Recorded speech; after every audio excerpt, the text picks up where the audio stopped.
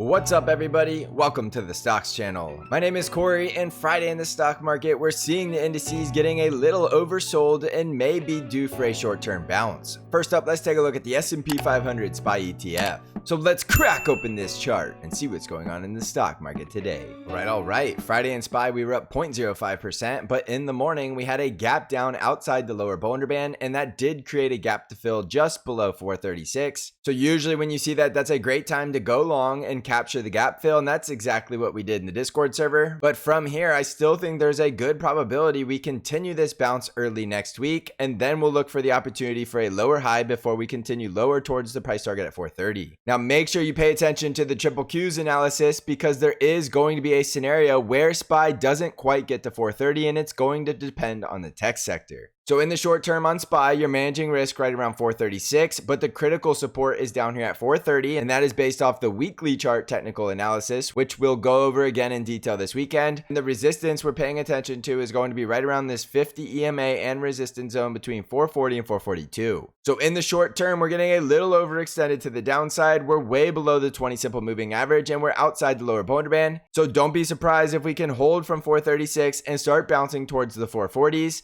And then from there, we'll have to see if we get rejected and come down towards 430, or if we can get that bull breakout and start heading higher towards 448. As I've said before, below 442, it is much safer to assume we're going to put in lower highs and lower lows because we're losing the bull trend. And that is very evident by the price action below all of the moving averages. And all of these moving averages now have a negative slope. So we're no longer saying this is a daily bull trend. However, on the weekly chart, it's still possible we hold 430 and put a higher low in on the weekly chart. So it all depends on your time frame and in whether or not you're a short-term trader or a long-term trader.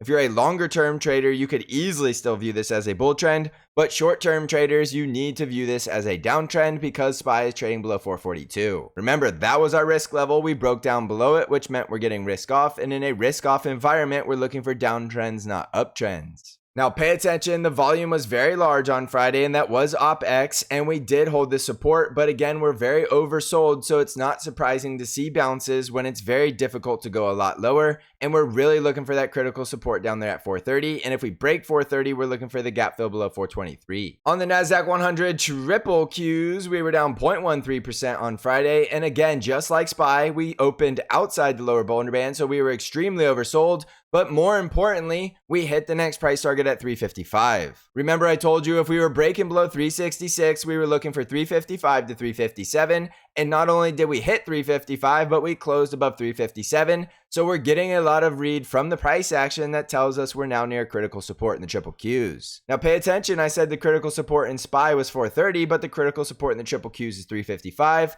So it is possible if the Qs get a face-ripping bounce off of 355 that SPY doesn't actually go down to 430. Now, if critical support in the triple Qs breaks, we'll be looking for the next support lower, which is 347. And if we break 347, we're basically flushing down towards the 330s, and we do have a gap to fill at 333. So as I've said before, I do think we're going to get a bounce in the short term, and that bounce in the triple Qs is likely taking us back up towards 366. And then when we get there, if we get rejected, we're either coming back down to retest 355, or we're going to break it and go down towards 347. And if we're in a downtrend, we're going to expect to see this lower high, lower low situation. So in the triple Qs, it's a very simple trading range. You're looking for critical support at 355 and what is likely going to be critical resistance within a possible downtrend at 366. If we break resistance, we're likely going back up towards 371 and 375 and testing that negatively sloping 20 daily moving average. And if we break support, we're flushing down lower towards 347. On the Dow Jones, we were up 0.02% on Friday, and the Dow Jones did close that gap down there just below 343, which was the breakdown below 346.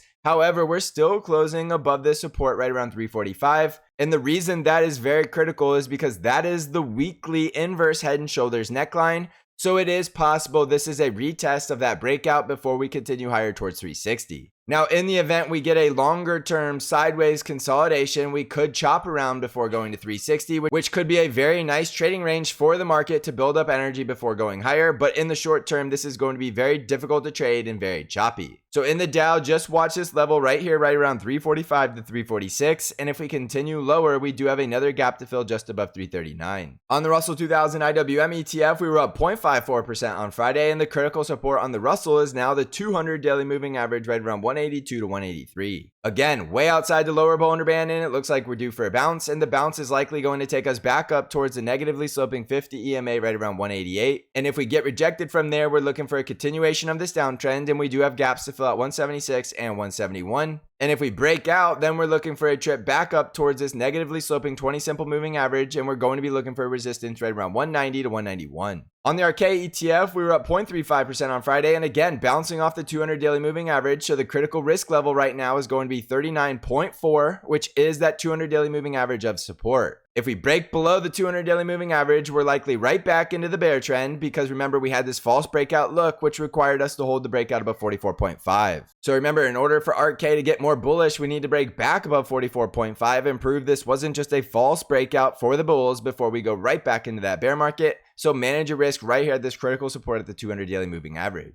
On the VIX, we were down 3.41% on Friday, and the VIX did fail to break above 18, and I did say this is where the VIX has been typically getting crushed from, so there's no guarantee the VIX has to go any higher from here. We also hit a negatively sloping 200 daily moving average, so it is possible the VIX does start crushing back down towards 14 from here. However, that is your line in the sand of resistance at 18, and if we start closing above it, that is going to be more bearish. On Bitcoin, we're currently trading just below 26,000, and we did get somewhat of a flash crash down below that support at 28,000, and we're currently trading below the next support at 27,000, which is below the 200 daily moving average. Now, this is completely normal in crypto to see these very high volume sell-offs, and they usually put in bottoms.